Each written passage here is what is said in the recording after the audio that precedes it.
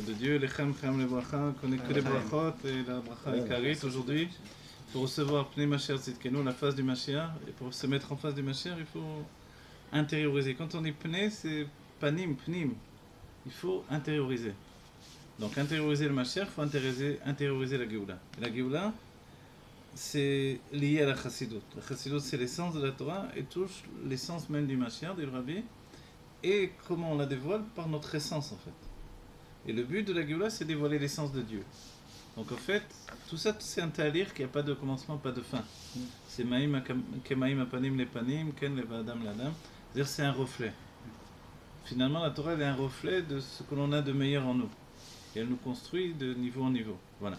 Le Tanya, lui, c'est un moré derrière. C'est-à-dire, comme un guide qui nous montre le chemin en nous soutenant par la main. C'est pas juste qu'il nous dit aller par là, c'est qu'en même temps qu'il nous dit aller par là, vraiment il nous suit. Il nous suit, il nous dirige, il nous dit comment vivre. C'est vrai qu'on dit que c'est la Torah écrite de la Chassidut. Des fois, moi j'ai l'impression que le Tanya il est aussi notre Shulchan Aruch. Il dit comme ça, il nous dit qu'est-ce qui se passe, comment ça se passe. dit alors quoi? Ouais. Pourquoi? Alors pourquoi vous dites? Parce qu'à la base, l'Admorazaken, il était dans le Niglé, on a dit. Voilà, exactement. Alors je fais le Chaim, sinon je ne me rappelle de rien. Chaim. L'Admorazaken, au départ, avant de rejoindre le Maguid, c'était quelqu'un qui était baki en Niglé. C'était plus la Torah du Niglé qui était exactement. Voilà. La construction après de la Chassidut, c'est d'après son expérience. Donc il a fait quelque chose de carré. À l'inverse, il parlait du l'équité morale, qui est très haut, mais qui est un peu pas dispersé, qui est libre, qui est vachement libre. Voilà, qui n'a pas de structure. Là, c'est très guidé, c'est très fait. Des kavanas, intentionnellement. Ouais. Voilà, c'est quelque chose qui est très. Voilà, la Torah de l'Admorazaken est très structurée. Voilà, c'est dérivé. Et à un niveau vraiment où chacune de ces paroles, finalement, c'est comme une halakha. Elle nous fixe une définition précise. L'idée des Rebbeim, c'est pas étudier, se construire à la va comme je te pose. Là, je veux toujours savoir où on va. C'est un peu ce qui fait la différence entre la Chassidut Rabat et les autres Chassidut. Donc Rabat. Voilà, on commence un cours de Tanya. C'est le deuxième cours aujourd'hui. Évidemment, c'est juste le début. On est rentré dans le. Voilà, on peut reprendre la Daf Hachar et après on va rentrer dans le texte directement. L'écouter à Marim, c'est faire l'écouter à Marim, Chelek Arishon, Anikra Beshem Sefer Shel Benoni. On a désigné que tout le livre s'appelle Sefer Shel Benoni. C'est-à-dire que la construction du Tanya, c'est le Benoni. Voilà. Le Benoni, n'oubliez pas, c'est pas l'homme moyen ou le français moyen avec sa baguette sous le bras. Le Benoni, c'est un homme intermédiaire entre un niveau intermédiaire en réalité. Ce niveau intermédiaire, il est intermédiaire entre deux extrémités. Voilà. Le tzaddik. S'il touche les deux côtés, c'est qu'ils sont impliqués. Voilà, toute l'idée du Memutsa, c'est très très important dans la Chassidut. Voilà. Notre génération, c'est une génération de Memutsa, d'intermédiaire. L'idée de l'intermédiaire, c'est qu'il relie deux extrémités. Voilà. L'extrémité de celui qui est parfait dans un niveau absolu, le tzaddik. C'est quoi sa perfection? Il n'a pas de Yetzer Hara et il ne faute pas. L'un va avec l'autre. Mais bien sûr, c'est obligé. Hein. Et puis, il y a le Racha qui, lui, faute parce qu'il a un Yetzer Hara, avec deux niveaux de Racha, deux niveaux de Tzaddik. Tu veux de l'eau ou pas? Et le Benoni, il est Baemsa. Le Benoni, il est juste au milieu. D'accord? Moi, je continue. Hein. Ouais. C'est mon chemin, je vous laisse écouter. On est Daf Hachar, voilà, exactement. C'est par ça qu'on commence le Tanya. Daf Hachar, on le montre alors. Super. Voilà, même je le montre à la caméra. Ok. Voilà, les cours, n'oubliez pas, vous les retrouvez après enregistrés sur YouTube. Yaakov Korda, mon nom, et c'est bon. Vous avez toute la chaîne, vous pouvez vous abonner, on vous envoie tous les nouveaux cours. Enfin, des adresses. Voilà. Donc, amen. On revient en vitesse sur tout ce qu'on a vu. Benonim, c'est curieux quand même qu'on dit Benonim au lieu de Sefer Shel Benoni. Vous voyez? Pourquoi on dit Benonim a priori? Ouais. L'idée même de Benonim, elle sous-entend que, en fait, c'est plus d'un qui est Benonim. Et que dans le niveau Benonim lui-même, il y a des niveaux à l'infini. C'est ce qu'a dit l'Admorazaken. On pourrait penser Benonim, c'est juste un niveau et c'est tout. L'Admorazaken a dit. Pourquoi on ne dit pas pluriel pour les autres alors? Regarde. D'abord on dit Tzadikim. Ah ouais? Ouais, Rishaim. C'est vrai qu'on parle toujours au pluriel. Alors après, on peut parler aussi Benonim au pluriel, la vérité. Mais il y a aussi une autre explication. L'explication, c'est que. Je vous donne l'exemple. l'Admorazaken lui-même a dit qu'il a dit comme rabbin, Kegon Ana Benoni. Il a expliqué justement qu'il y a plusieurs niveaux de Benoni, mais il dit moi par exemple je suis un Benoni. Comme moi. Voilà, je suis Benoni du Benoni. Et la notion de Benoni, a priori, alors si la Noirzaken est Benoni, ça veut dire quoi là? Ouais, rendez-vous. Alors en réalité, il y a une infinité de niveaux de Benoni. Mais on doit l'entendre aussi par l'idée qu'un tzaddik possède tous les niveaux. Oh. Voilà, le tzaddik qui possède tous les niveaux, et c'est pour ça qu'il possède aussi le niveau du Benoni, sinon il ne pourrait pas en On a parler. dit que Dafka, l'Admorazaken, c'est complètement différent, que les Neshamot venaient d'avant la faute et tout ça. Donc voilà, il y a plus de Exactement, Benoni, si il y a on plus de rappelle, ça. alors en récapitulatif, Voilà. on a beaucoup parlé de ça la dernière fois, c'est Donc il n'est l'introduction même au pas dans le Bechla. CDR en vrai. Voilà. L'introduction, c'est que l'Adam Radaken, c'est une âme nouvelle qui n'a pas fauté avec Voilà. Adam Rishon, mais qui n'était même pas inclus dans Adam Rishon, ou incluse, je peux dire, dans Adam Rishon, parce qu'il y a des âmes nouvelles qui ne viennent que dans la Géoula. Voilà. C'est une réception de Rabbi Yitzhak Ezek Meomil. C'est un des plus grands chassidim de Chabad de la première génération. Le Rabbi Hillel de Paris le rapporte aussi. Et cette notion de tzadikim, et dans un des livres de Rabbi Hillel de Paris, on voit qu'il parle de Neshamot Hadashot, des nouvelles âmes qui viendront dans la Géoula pour nous enseigner la Torah. D'accord? La notion de Torah Hadasha Metitetse, une nouvelle Torah sortira de moi, elle est déjà en train de sortir évidemment pour la Chassidut. C'est-à-dire, comme le Rabbi nous dit, Matan Torah, l'autre y est pas même. Il n'y aura pas deux fois Matan Torah, le don de la Torah. Oui, mais ce sera Mais ce sera, voilà, Khadasha dans quel niveau alors? Dans l'introspection, c'est tellement profond. Oui. Cette introspection qui nous apparaît comme nouvelle totalement. Voilà. Ok? Ouais. Alors voilà, ce qu'on a vu au début. Donc en fait, quand on dit Bénonim, c'est aussi que ça sous-entend une infinité de niveaux. Et c'est pour ça que on le dit au pluriel. Melukan mepis sfarim mepis sofrim. Là aussi, on a parlé pas mal, donc on fait un récapitulatif. Voilà. C'est l'idée que dans le Tanya, on n'invente pas des choses nouvelles. Et l'Admorazaken n'est pas venu pour inventer des choses. Malgré qu'il est Neshama Khadasha, et malgré que dévoiler la Chassidut dans un niveau d'intellect, c'est tout à fait nouveau. Ça n'a jamais existé. Parce que la Chassidut, comme elle est un makif, elle est justement une essence. Une essence, ça n'a pas de définition en vérité. C'est ce que dit le Rabbi. Une essence, c'est ni le Pshat, ni le Remez, ni le Drash, ni le Sod. Donc elle ne fait pas partie de la Torah. Et quand on parlait des Chidushim alors, quand le Rabbi dit ça, ouais, on parlait du Nigel ou de... Alors voilà, quand on dit les Chidushim, non, c'est aussi dans la Pimiut, mais ça sous-entend assez souvent une Havana, une compréhension. Voilà. Quand on dit Chidushim, c'est un chidouche pour moi, c'est un chidouche pour moi de comprendre quelque chose de nouveau. Comprendre ce truc, tu vois, une manière en fait. Quand tu comprends finalement avec les kelim qu'on t'a donné et que tu arrives à te restructurer, te remettre en place dans une havana, une compréhension, c'est un chidouche finalement. Bien sûr. Le chidouche, même dans notre âme, on possède tous les niveaux de l'âme. On a des fèches pour Neshama Chai Chida, on a déjà tout. Alors pourquoi on est venu dans le monde? Parce que ça va prendre des siècles pour dévoiler tout ça. Voilà, pour affiner et dévoiler. Comment, tu as raison, les deux termes sont utilisés dans le Zohar. Zacha et Yatir, tu vois. Zacha, il s'est purifié. Yatir plus. En fait, il dévoile encore plus à chaque fois. Zacha et Yatir, c'est comme ça. Zacha, c'est la jaune Zach, pur. En araméen, là, c'est Zacha et Yatir, c'est-à-dire il s'est purifié plus. Il écrit comme ça. Zacha et Yatir Nefesh, Zacha et Yatir Ruach, Zacha et Yatir Neshama, Zacha et Yatir Chaya, Zachayatir. Sauf que dans le Zohar, il n'y a pas vraiment écrit Chaya Yichida. On a bien Zacha. Ouais. Mais même en hébreu, c'est la même racine ici, tu vois. Donc en fait, le fait d'être zar, d'être pur, c'est notre travail. Aujourd'hui, a priori, on se dit, bon, nous, on n'accepte pas cette pureté des générations passées où ils avaient un niveau de pureté tellement élevé. Mais en fait, notre pureté, elle vient d'un niveau différent. Elle ne vient pas d'un travail d'en bas, personnel, mais de fait d'avoir accédé à une finalité. On vient de terminer le travail qui a été commencé depuis des siècles. Ça nous met dans une situation, voilà, un nain sur les épaules du géant, c'est le terme de la Torah, du Rabbi. Nana sal gabé anak. Et le géant, c'est nous aussi, il ne faut pas oublier. C'est parce qu'on peut dire c'est les autres des géants, non. Ouais. C'est moi, mais dans une vie passée, dans une autre vie, dans des tas de vies passées. Qu'est-ce que c'est ce géant? C'est toutes les mitzvot que j'ai fait. Et devant Dieu, les averot, elles ne tiennent pas, les mitzvot, elles sont toujours présentes. Donc en fait, c'est pour ça qu'aujourd'hui, on se confond avec la notion de tzaddik. Et que le rabbi a dit il y a des forces particulières qui ont été données à chacun pour devenir un tzaddik. Et de là, on a précisé pourquoi Sefer Shel Benonim, on l'étudie quand même, a priori.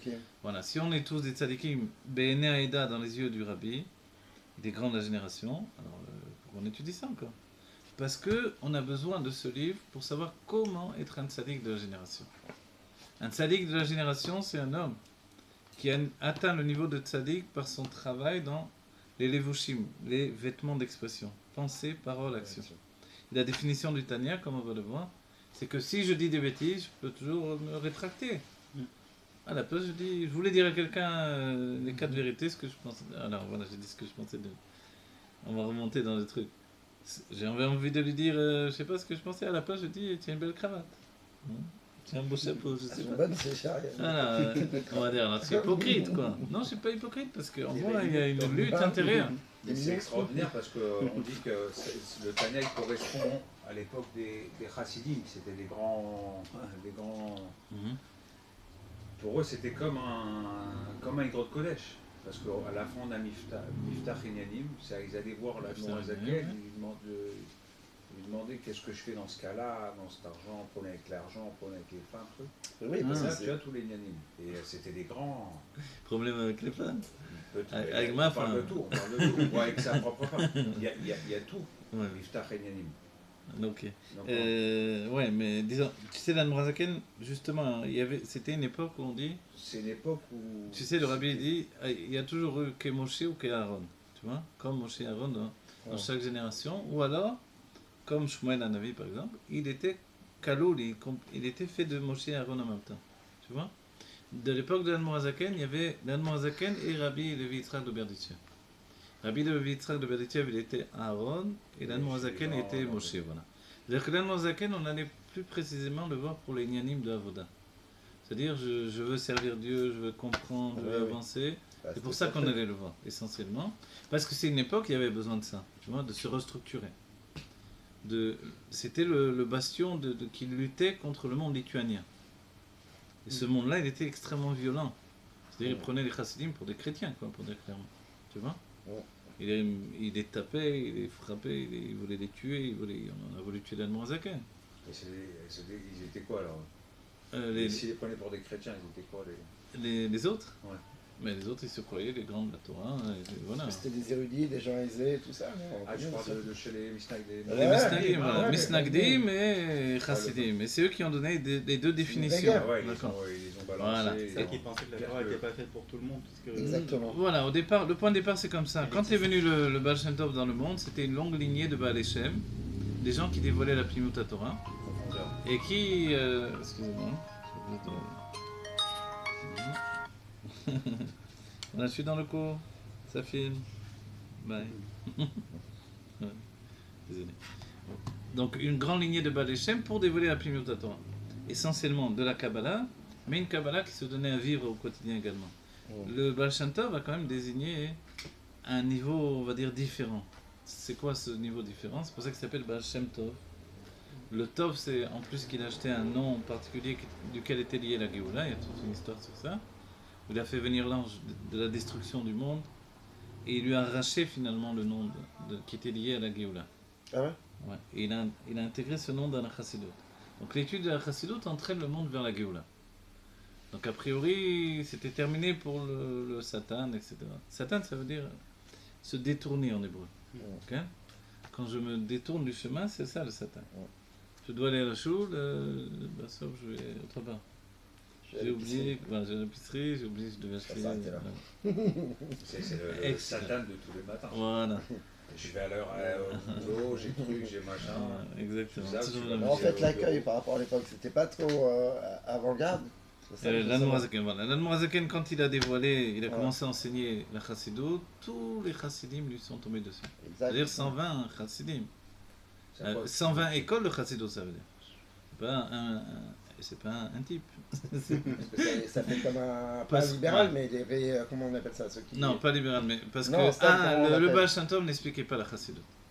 Seulement au tzadikim. Parce qu'ils avaient un cerveau de tzadik qui pouvait avoir... Un cerveau de tzadik, c'est comme on dirait presque un cerveau de Emouna. C'est-à-dire il conjugue la Emouna et la Havana, et la compréhension. La foi et la compréhension. Un cerveau normal, non, il a la foi qui est au-delà de l'intellect, et la compréhension qui est intellectuelle. En hébreu, on dit énoshit, tu vois. Sechel énoshit, c'est l'intellect humain, voilà. Ouais. Et donc l'Admor Hazaken vient et structure une Torah qui est intégrable par l'intellect humain. Elle s'intègre dans la personnalité par l'intellect humain. Et ça n'était jamais vu. C'est comme la Chassidut, c'est une essence. Déjà, elle n'a pas de langage, elle n'a pas de construction.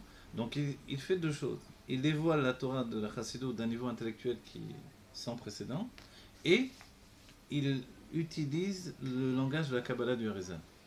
Puisque vous dites déjà Chabad, ça veut dire Kabbalah. Chabad, c'est la Kabbalah. Celui qui ne sait pas ce que c'est Kabbalah, la Kabbalah, il ne sait pas ce que c'est Chabad non plus. C'est juste un mouvement, mais c'est Chorma, Bina, Vedaat, du monde de Hatzilut en réalité. C'est ça Chabad. Donc en fait, c'est déjà de la Kabbalah. Donc les Chassidim lui sont tous tombés dessus. Ils ont dit, mais qu'est-ce que tu fais? Qui t'a dit de dévoiler tous les secrets à tout le monde? Personne n'a fait ça. Le Baal Shem Tov l'a pas fait, le Maggid l'a pas fait. Et toi, tu arrives, en plus avec le langage du Harizal. Et puis, qu'est-ce que tu veux quoi comme Talmidim? L'Admor Hazaken voulait les plus grands Talmidim. Les plus élevés, ceux qui connaissaient le Zohar par cœur, les écrits du Harizal par cœur. Et ça, ces gens-là, ils venaient étudier avec lui. Une armée d'élite. Voilà, une armée d'élite. Avec des niveaux, des écoles très strictes. Avec c'est-à-dire que quand on connaissait la Kabbalah, on pouvait commencer à étudier la Chassidut de l'Admor Hazaken. Voilà, il faut 6 mois pour le dire. Voilà. Aujourd'hui, les choses, c'est un peu différent, effectivement, vous avez raison. Mais qui vivait un an avec un mot, je crois, avec Israël. Mais c'est aussi parce que aujourd'hui, d'aller directement dans la Kabbalah, on peut se perdre en route. Mais donc le mieux, si on veut étudier la Kabbalah, il vaut mieux étudier la Chassidut d'abord. D'accord? Parce que on rentre dans le sujet, on commence à se construire, etc. Et après, quand on sent qu'il nous manque quand même une base qu'on n'a pas eue, alors on peut aller l'étudier, cette base. Mais déjà, on est dans le monde de la Chassidut, alors on n'a pas le risque de chuter, de s'égarer en chemin. Voilà. C'est ce que je ressens. Quand je l'ai lu, et quand je l'ai terminé, je sentais exactement ce que c'est qu'il manque des bases. Je sens que c'est des extraits, mais des fois tu ne sens pas tout. Je ne sais plus c'est quoi, mais il faut étudier le Tanya avec vraiment quelqu'un qui sait étudier le Tanya. Ah, tu as raison, c'est écrit là dans la Gdama. Ça c'est dans les Gamot. Moi je ne sais pas très bien étudier le Tanya, alors vous avez que ça, sous la main. Non, il faut se dire ça. Il faut se dire, à la fois il faut dire ce que tu as dit. Non, il faut dire ce que tu as dit. Il faut sentir qu'en vérité, devant le Tanya. De notre côté, c'est bon. Non. Alors voilà, moi justement, j'ai un petit truc, c'est que j'ai étudié la Kabbalah. Parce que j'ai fait un peu à la manière des anciens chassidim. À l'envers, genre. À l'envers, ouais, parce que j'étais un balai de Tchouva et que j'avais aucune patience, que je voulais tout apprendre vite, et que j'étais dans un collège Chabad et on me disait, ouais, avec le temps, ça va prendre des années. Et moi, je disais, je n'ai pas le temps, je peux pas. Et je voyais justement le Tanya, les dernières parties du Tanya, Gerta Kodesh et Contra Sacharon, c'est que de la Kabbalah. Et alors je dis, c'est pas possible, je peux pas continuer comme ça, je comprends rien. On m'a dit, mais les autres aussi comprennent rien. J'ai dit, alors, c'est impossible. Et alors j'ai prié Dieu dans le collège où j'étais, j'ai dit, tant pis, je vais aller étudier les Mekoubalim. Au moins je comprendrai ce que j'étudie dans la Chassidut. 3 jours après sont venus les Mekoubalim, dans le collège où j'étais, donc c'est Dieu qui a répondu à ma prière. Et j'ai été les voir, en fait j'ai vu un grand livre, le Etzraïm, j'ai regardé le livre. Et celui qui enseignait, il m'a dit, le Rosh Yeshiva, il m'a dit, on va commencer un cours, viens avec nous. Et voilà, j'ai commencé. Et après, ils ont ouvert leur Yeshiva. C'est parce qu'ils avaient été jetés de la Yeshiva où ils étaient. Parce que celui qui enseignait, c'était un Talmid, un élève. Il devenait aussi élevé que le Rav du collège là-bas. Donc il s'est fait jeter parce que tous les élèves, ils allaient vers lui. Donc alors, ils ont trouvé finalement un endroit. Ils m'ont dit, viens avec moi. Et moi, j'ai dit, non, je suis Chassid Chabad, je reste là. Alors ils ont dit, il fait Gorot Kodesh. Non, le Rabbi. Alors je pouvais pas dire non évidemment, j'ai dit bon, mais j'étais sûr que le Rabbi me dirait non, de ne pas bouger, de continuer chez Chabad. Et on ouvre, et je me rappelle encore l'image, il y avait tous les Mekoubalim autour de moi comme ça, ils attendaient de voir qu'est-ce qu'il va dire, le Rabbi. Alors j'ouvre à la page, comme ça devant tout le monde en même temps. Le Rabbi dit Mazel Tov pour la nouvelle yeshiva, et vous irez là-bas, et ça sera une grande bracha, et ce sera une réussite surnaturelle, les Malam Yateva, et vous prendrez un Tanya sous le bras, et voilà, en gros c'était ça les mots Et là, je suis tombé, moi, comme si on m'avait jeté du haut d'un immeuble. Alors, et tous, ils m'ont tapé sur les voies. Allez, tu viens avec nous. Hein C'est le char de Et fou. là, je suis rentré 10 ans, j'ai étudié avec eux. Ah, 10 ans. Il n'y avait pas un jour. Et après, on était 3 Chabad et on était en Shlichut avec les Mekoubanim. Voilà. 3 ans, j'ai étudié la Kabbalah jour et nuit. Bon, vous avez fait cette partie de Voilà, Shlichut j'ai fait d'enseigner cette partie. J'ai Chassidut étudié Chabad. vraiment tous les livres importants de la Kabbalah, tous les Tzraïm, le livre de base de la Kabbalah avec tous les Mefarshim, et après le Zohar aussi. Et j'ai enseigné la Kabbalah en premier lieu. Parce que comme tout le monde prenait des notes, il y a un système, je vous le dis. Tout le monde prenait des notes. Et moi j'ai dit non, si je ne suis pas capable de m'en rappeler, je ne vais prendre aucune note. Alors je voulais faire un travail sur moi-même, sur mon cerveau, pour que me purifier à me rappeler des choses. Et j'ai pris aucune note. Donc je travaillais tout sur la mémoire. Et j'ai avancé beaucoup plus vite que les autres. En 3 mois, celui qui m'enseignait, il m'a dit maintenant tu formes les débutantes. Alors que les autres ils étaient encore avec leurs notes empêtrées. Trucs. En fait c'est très dur. Et suivre le cours. De base. Alors il faut être organisé, j'ai compris. Ça aussi. Et en fait il fallait fonctionner d'après le système. Heureusement le Rav qui m'a enseigné, le Rav Reuven Yachin, très très gentil, il était attaché à l'Admorazaken. Autrement, j'aurais pu me perdre dans le monde de la Kabbalah. Oui, c'est le monde de la Kabbalah, ça va tourner vite dans les Rabbeinu, on vous embrasse la main et tout. Il y a beaucoup de yes, etc. aussi, Voilà. Donc alors il faut vite. Mais quand on apprend les klalim, et ça c'est un enseignement pour tout le monde, et les rabbins ils transmettent des klalim, des généralités d'études, alors on peut se principes et construire. de base. Voilà. Vous devez dire, structure. je veux comprendre. Alors là, l'Admorazaken ne vaut pas. D'accord? Il vous dit, je veux pas que tu restes un élève, je veux faire de toi un maître. C'est ça l'Admorazaken et le Tanya. Vous comprenez? C'est la différence. Vous venez pas rester un élève, vous venez pour être un T'as maître. fait ça pour Voilà. que les gens deviennent des maîtres. Voilà. Mais sachez que dans le monde de la Kabbalah, on pourrait se perdre. Ah voilà, au Kung Fu, etc. Au Kung Fu, samouraïs. etc. Voilà, exactement. La ville, dans le. Maître, dans le Moyen. je sais pas, exactement. Allez, les Alors, chaim. 10 ans, Sauf que nous on fait les chaim, au Kung Fu, je sais pas. Hein. Ils font des chaim là-bas ou pas? Avec du thé. Bah, ils mangent des têtes de Là-bas, chez serpent. les là. Avec du thé Non, là-bas. j'ai des coups d'allée. Et Ouais, là, les ouais, Mekoubalim, ouais. Les Mekoubalim, il y avait à manger sur la table, tout le temps. Mais pas comme ça, Mais des genre, ils font- légumes ouais, et des ils font trucs. des Ah ouais, jeunes, c'est genre C'était bio, des persines, des c'est- bagdadim, c'était. C'est des bio et compagnie. Je sais pas, mais c'est très. Et toujours des repas. Mange du caroube, du caroube. Celui qui préparait le repas, il jeûnait tout le temps, il préparait Voilà, le c'est repas. ça, ils jeûnent et tout. Mais ça, Alors, c'est il pas- y avait ça, c'est beaucoup, contre. des Contre la sacs, des djellabiotes, Jeûner, des c'est pas trucs, très conseillé. voilà, et les chauffarots, tout ça. C'était une ambiance Ah, spéciale. chauffard aussi. Ouais. Une Et ambiance spéciale. ils ont le livre comme ça qui tourne et tout là. Non, mais même, moi j'ai vu des gens comme ça. Ah oui. Avec un... En fait, ils lisent, il y a des cavanotes et c'est. Ah, d'accord. Alors ça c'est d'après le Rav Abolafia. C'est un rond comme ça? Ouais. Ouais, c'est le Rav Abolafia ça. J'ai vu C'est ça spécial. dans la Abou choupe Lafia, du c'est Kotel là, un tu sais, grand du Rav. Ouais. Comment ça s'appelle C'est pour ça le qu'il Rav, cartonne, le Gaze, Rav Gaze. Lafia. Ouais, le Rav Gez, ouais. Gez, C'est le hein. Rav Gez. Ouais. Tout en blanc. C'est pour ça qu'il cartonne à Boulafia, le reveux là. C'est un. Ah, Qui vend les pains là. Ah, d'accord. C'est un. c'est un arabe. C'est Ah, d'accord. c'est un- c'est Mais un c'est film un- avec des oui, mais le nom, il cavanotes vient de- Kabbalah. Oui, je crois que ça veut dire La machin. c'est guitare l'histoire de dure Non. 4 heures. Le rap de la ville lui a dit écoute, Ils lisent. En fait, il faut que tu tu vois, fermes c'est un Pessah. peu. Je sais pas comment le dire. Tous les juifs Il viennent y a des chez toi cavanotes, manger. des annotations Ferme qui sont Pessah. en rond. Il voulait pas, il a dit combien tu gagnes Pessah, je te donne moi. de Et ma le poche. livre, tu Ouais, tu c'est prends bon. partout. Depuis qu'il a fermé Sur Pessah, un mot. il a fait un carton.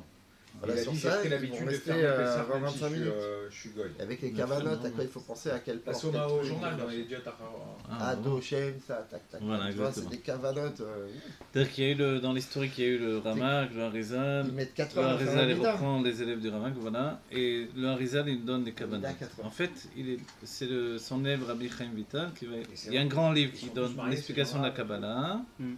Après, du Sefer qui s'appelle le Etzraim, il y a Pri Etzraim, le fruit du Etzraim, il sera un cabanot. Il vient 6 mois après. D'accord. Où on comprend comment on est shoutaf avec Dieu pour penser dans la tefila. Allez, venez, on se concentre. Voilà.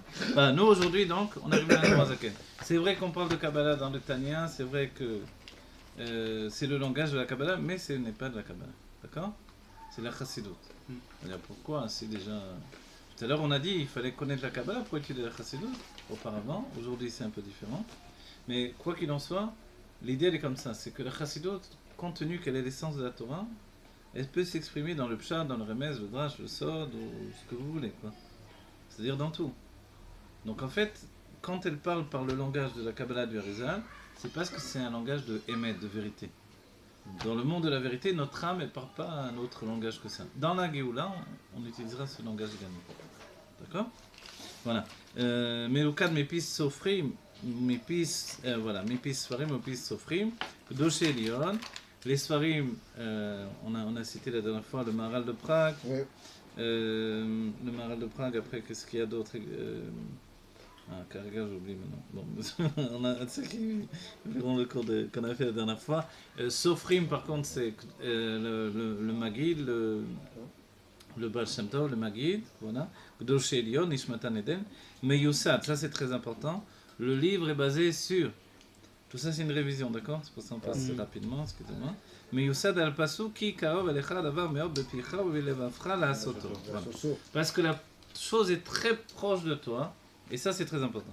Quand on a dit qu'est-ce que le Benoni, on avance déjà beaucoup sur le livre, mais c'est important. C'est un homme qui travaille avec des levushim. C'est quoi les levushim? Pensée, parole, action. Voilà. On a commencé tout à l'heure à dire je veux dire quelque chose de mal à quelqu'un, je veux lui dire quelque chose de bien. Je veux que Dieu préserve le frappé, je lui serre la main. J'ai une mauvaise pensée qui me vient sur quelqu'un, je la repousse et je pense bien. Dans tous ces points, je vois qu'il y a quelque chose qui agit en moi qui s'appelle le Yetzirah, et je le repousse. C'est ça le Benoni. Le Benoni, il ne faut pas, même pas en penser.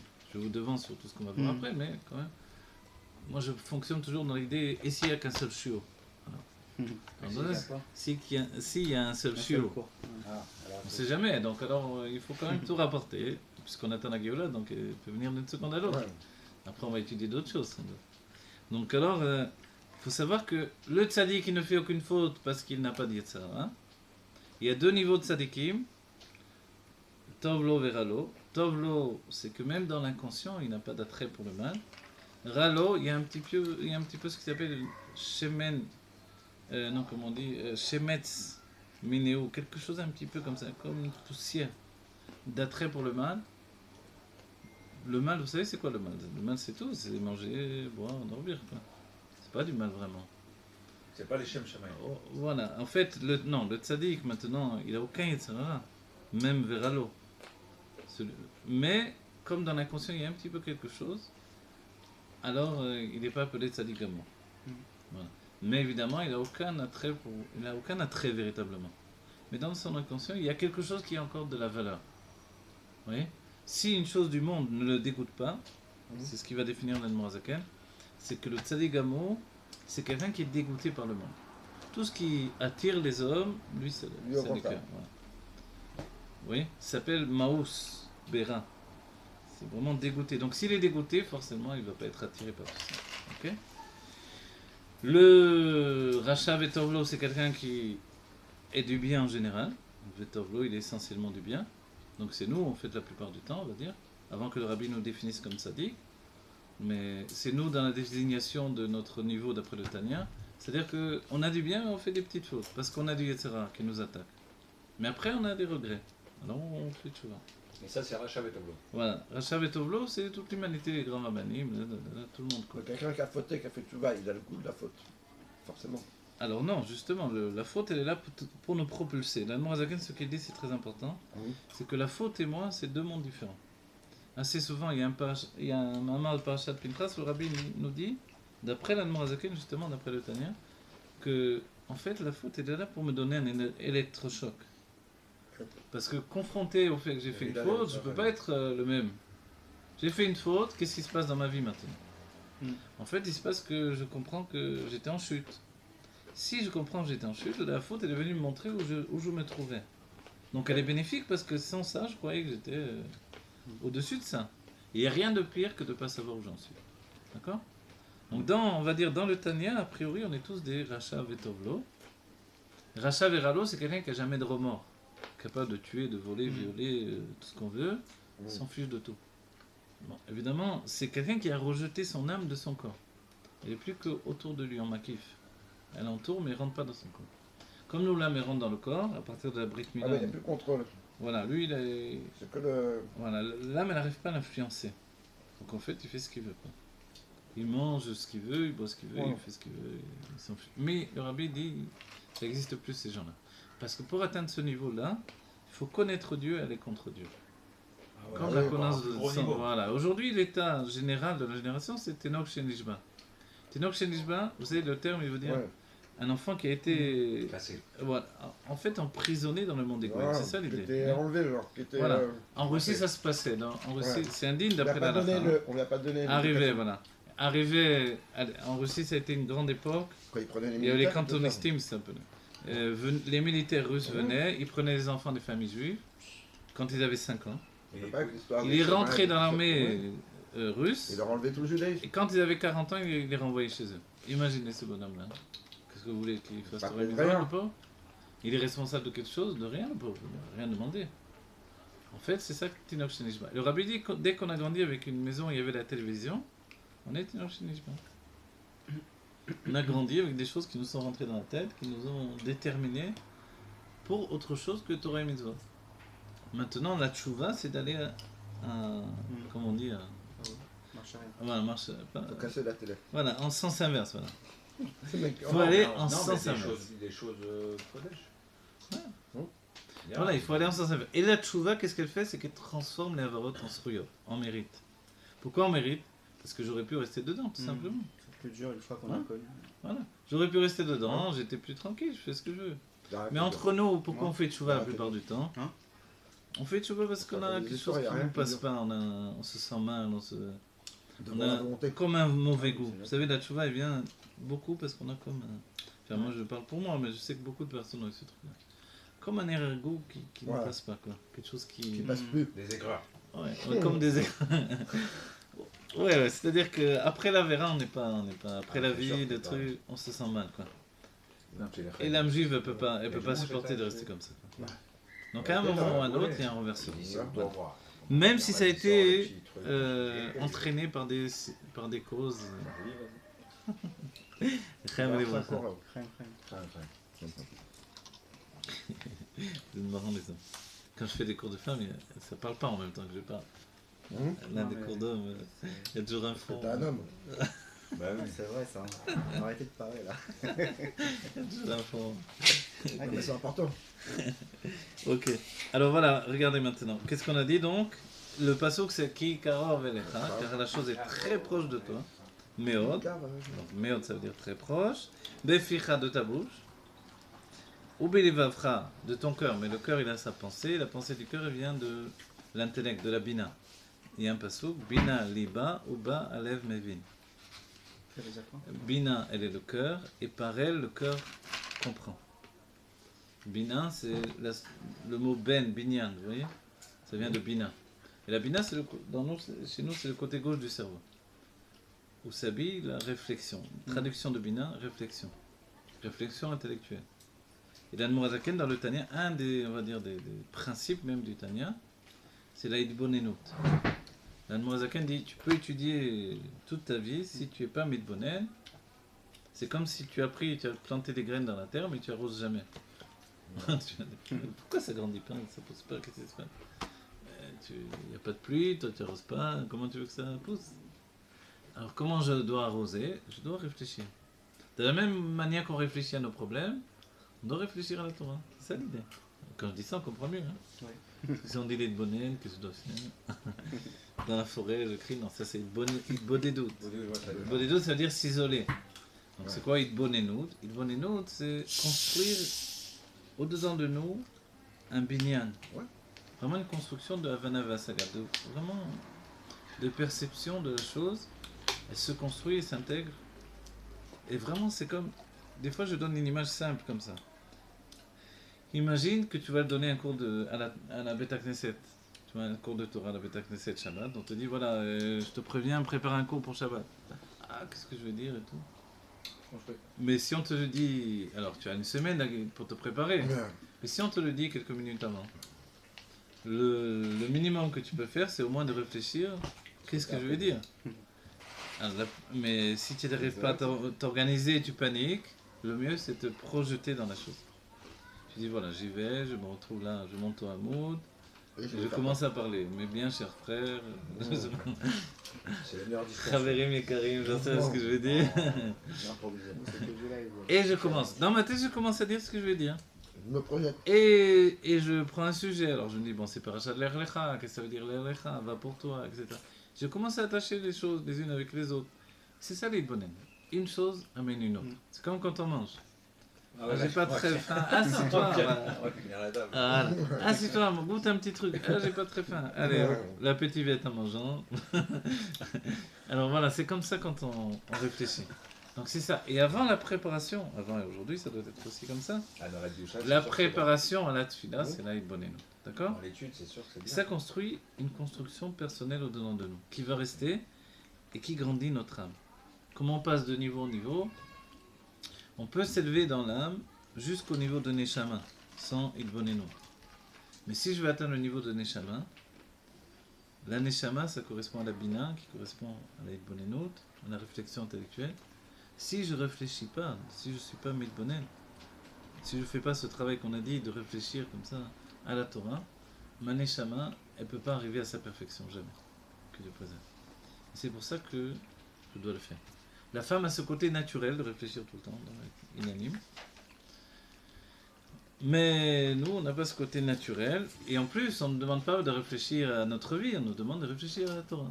Et plus, et le Rabbi Rachab dira, si je veux vraiment réfléchir dans Torah et Mitzvot pour la prière, par exemple, pour m'élever ou commencer à ressentir Dieu dans la prière, à la place justement des kavanot, les chassidim ont remplacé les kavanot par la idbonenut.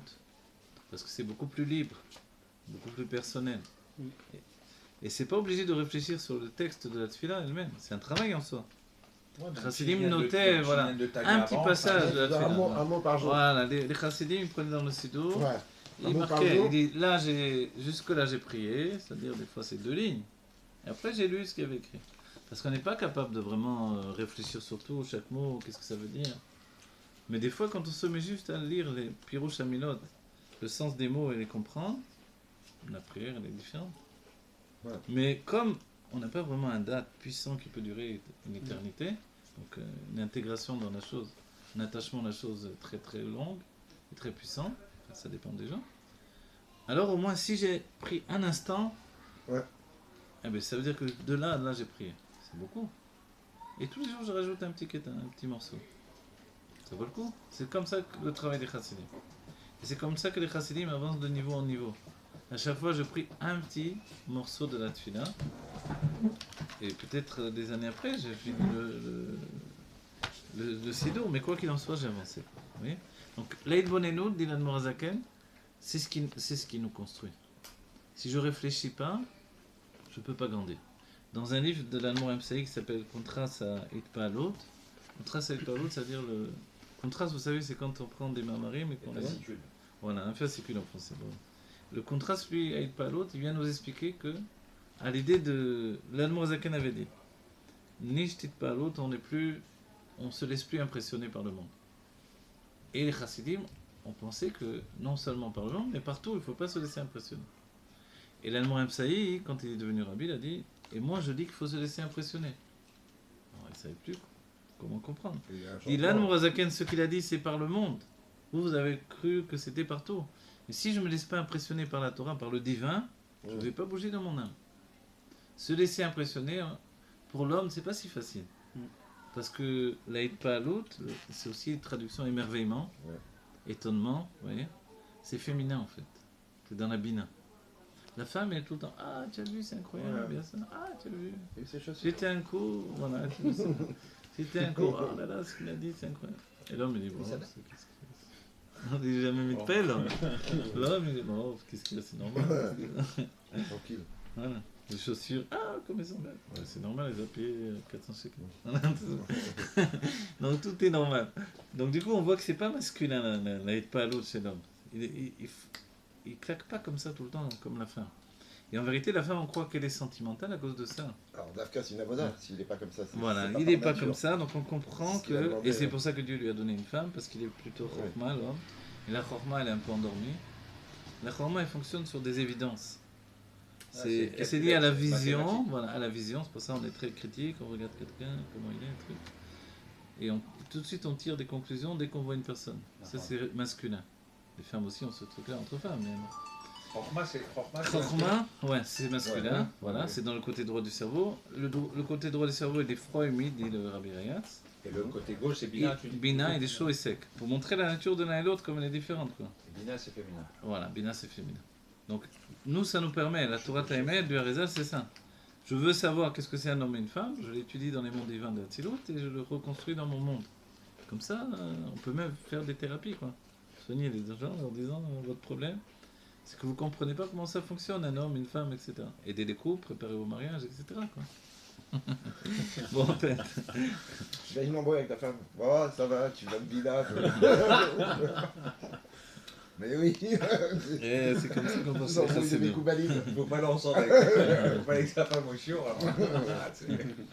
Alors les femmes, elles On étudient fait des beaucoup, choses de Tania pour les femmes aussi. de Tania, non, mais des autres cours de Chassidut. Voilà, alors, pour le lien de... Alors, Chorma Bina, Ça, vous avez faut pas compris toucher, ça, c'est déjà, on avance sur le sujet. Chorma Bina Vedat, c'est Chabad. Et le Dat, c'est ce qui est... Mariage. Mekacher entre les deux, voilà. Le mariage, l'union, l'ichud, et la conscience aussi. Et oui. Parce qu'il faut que ça devienne notre conscience, quoi.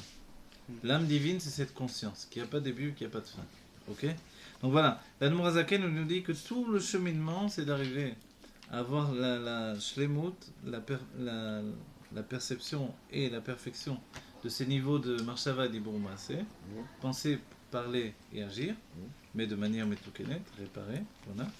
Et il dit, les vaer etev, expliquer, donc, etev ça veut dire très bien, mais en français ça ne se fait pas de dire comme ça, mais sous-entendu, correctement, quoi. Expliquer vraiment de la meilleure façon qu'on peut le faire, quoi. Kol inyane atshuva. Vous êtes Tout où, là, le- excusez-moi. Ah non, ouais. Préface là. Non, j'ai sauté là. Etev echu karov meod. Tu vois où je suis là? Ouais, ouais. D'écouter à Marie, dans le petit Sefer Shel Benoni juste en dessous, d'accord? Et on va pas parler de la suite, voilà. Echu karov meod, comment cette chose, la faculté finalement de servir Dieu, en termes simples, ça veut dire ça, ça veut dire est-ce que je peux oui ou non servir Dieu? Malgré que je ne suis pas un sadique. C'est une question. Ouais. Aujourd'hui, nous, on nous dit, bon, c'est normal, je suis religieux, quel est le rapport avec être un sadique? Mais il y a des époques où c'était pas aussi évident. Il y Les avait gens, une différence entre les religieux Voilà. et ceux qui étaient. Voilà, où on était dans la Torah et on était vraiment dans un masloul de Torah. C'est ça qui est. Et aujourd'hui, on voit que non, tout le monde accède à la Torah grâce à Dieu, c'est une révolution. Ouais. Oui. Il y a une révolution industrielle, Oh, la révolution des âmes qui s'intègrent dans le monde de la Torah, ça n'a jamais été autant que ça. Et pourtant, on n'a jamais eu des âmes aussi basses. Alors, hein, comment on peut alors fonctionner? Parce que la D'accord, peut-être Torah qu'on n'a va jamais été aussi élevée. On étudie des choses, nous, par un Chassidut par exemple, que les plus grandes sadikim n'avaient jamais étudiées. Pourquoi? Parce que ce n'était pas dévoilé à leur époque. Alors pourquoi nous, on les dévoile? Les Rébis m'ont dit parce qu'on est très très malade. Et on est dans un état de coma profond. Si on n'a pas un médicament extrêmement puissant, on va peut jamais pas se bouger, réveiller. quoi. C'est vrai, quoi. Alors, qui dit ça? C'est le Rabbi Rayat, c'est... En fait, tous les Rébis me parlent pratiquement comme ça. Ouais, c'est du. Il y a eu des époques, il y a eu des niveaux, des Et puis, niveaux. À les l'époque du Baal petits- Shem Tov, ils étaient déjà évanouis. À notre époque, c'est un coma profond, quoi. Donc pour nous réveiller, c'est un électrochoc. Voilà. Et ça, c'est la Chassidut. Donc, les Mekoubalim, on en a parlé la dernière fois un petit peu, voyaient la Chassidut comme une révolution. La Chassidut Chabad. Parce que les autres Chassidut ne s'expliquent pas. Ils ne sont pas fondés sur une structure d'explication. de réponse. Parce qu'ils ne sont pas intellectuels. Comme ils ne sont pas intellectuels, ils se donnent plus à vivre, à ressentir, qu'à vraiment comprendre. Il suffit que le rabbi comprenne. Ça s'appelle Tzadik Be'emunato Yechaye. Vous vous rappelez la base? Il est dit dans Chabakouk est venu, il a stigmatisé ou il a codifié. Chabakouk, c'est un avis, un prophète. Il a dit, je vais résumer tout le service de Dieu dans une phrase. Ça s'appelle Tzadik Be'emunato Yechaye. Le juste vit de par sa foi. Comment un juste vit? Avec sa foi. C'est Emouna. Le Baal Shem Tov a fait un petit changement dans la conjugaison. Il a dit Tzadik be'emunato yechaye. Au lieu de yechaye, il vit, il vitalise. Dès que je m'attache à un tzaddik, il me vitalise. En vérité, les Rabbi Riaz dit, les Sfaradim avant vivaient déjà comme ça. Comme ils se sont mélangés avec le monde ashkénaze, ils ont besoin de chassidut eux aussi. Auparavant, non, ils vivaient avec tout de la base. Le Zohar, l'attachement au tzaddikim, le respect des anciens, la pchitout de la simplicité, tout ça c'est la chassidut. parce que dans les autres chiites, le rabbi et les chassidim, ils sont séparés. Ah voilà, exactement. Comme Hassan, on voit quand ils font, lui il est à part, il est dans sa lumière, même dans les tiges, dans les trucs, tu vois. Mais c'est vrai que dans notre génération, le rabbi il a pris un din un peu de roi, un peu beaucoup de roi, Oui, et il a une définition beaucoup plus... Jamais le rapport entre les chassidim et un rabbi. Bon, auparavant, voilà, chez les Rebbeim, il y avait une proximité vraiment, ou même dans les Mamarim, pas dans les Mamarim, mais dans les Sichot, les chassidim interrompaient le rabbi. On peut voir dans les Côtés des Bourim, dans d'autres textes, les chassidim parlaient avec le rabbi en plein sikha, en pleine sikha, en pleine discussion du rabbi. Parce qu'à notre époque, non, le rabbi c'est vraiment un roi, personne n'ose l'interrompre. Et cette notion de roi, ça vient plus de la chassidoute de Pologne. C'est l'idée que le tzaddik est à un tel niveau qu'il est inapprochable. Donc je ne vais pas venir me confronter à lui, lui parler, etc. Voilà. Juste une parenthèse, ça me rappelle les débuts quand j'étudiais il y a un Inyan où, avant de diffuser le Tanya, il a été voir plusieurs tzadikim cachés. Il y a une Inyan comme ça, effectivement. Où il a été dans un ancien... Voilà, non, il a envoyé un chassid dans un théâtre. Dans un théâtre, voilà. Il a dit, tu vas aller où c'était où chez le balayeur qui fait le ménage. Je crois que tu vas aller à Pétersbourg, je crois que c'était à Pétersbourg, il me semble, je sais pas. Quoi qu'il en soit, il a dit, tu iras dans un théâtre là-bas. Il a dit où aller. Et là-bas, tu verras quelqu'un, il viendra te voir et tu lui remettras le livre. Et tu lui demanderas est-ce qu'il pense qu'il faut l'éditer ou non. Il y en avait 7 ou 6, combien je sais pas en vérité. Je sais que celui-là, il est connu. Il y a peut-être d'autres. Il y a ceux qui ont fait l'Askama du Tanya aussi. Quoi qu'il en soit, celui-là, vraiment, on ne sait pas qui c'est. C'était un tzaddik nista. Certains disent que peut-être... Il y a deux versions. C'est un balayeur. Il y a une version que c'était l'autre côté. Exactement, voilà. Il y a une autre version qui dit que c'était pas un tzaddik nista, donc un juste caché, mais que c'était vraiment... voilà, peut-être un roche, une tête des Shindaletim ou un démon, quoi. Les tzadikim ont une emprise sur les démons. Mais là, peut-être qu'il fallait une askama, une permission même de l'autre côté. C'est une autre version. Je ne sais pas laquelle est vraie, on verra bien à un moment, quand le Moazaken nous dira. Et on dit qu'il est parti là-bas, le chassid. Il est arrivé donc avec le Sefer Tanya. Maintenant, le chassid et le théâtre, c'était deux mondes différents, quoi. Il est arrivé là-bas, il ne savait pas ce qu'on voulait de lui. Ça a commencé le théâtre. Il était tellement intéressé qu'il s'est endormi tout de suite. Et finalement, les gens ils sont partis, ils dormaient encore. Et il y en a un qui est venu, qui l'a tapé sur l'épaule et a dit qu'est-ce que tu fais là? Qu'est-ce qu'un chassid il fait là? Et lui, il dit mais c'est l'Admor Hazaken qui m'a envoyé. Et il a dit l'Admor Hazaken m'a trouvé même ici. Et il a dit alors qu'est-ce qu'il veut alors? Et il a dit il m'a demandé de te remettre ça, qu'est-ce que tu en penses? Il a pris, il a regardé, il lui a dit est-ce que tu penses qu'il doit l'éditer ou non? Alors il a dit oui qu'il l'édite. Et là, c'était encore... c'est des choses secrètes en vérité, hein. C'est pas qui croit comment. Voilà. Et c'est vrai qu'il y a des trucs particuliers.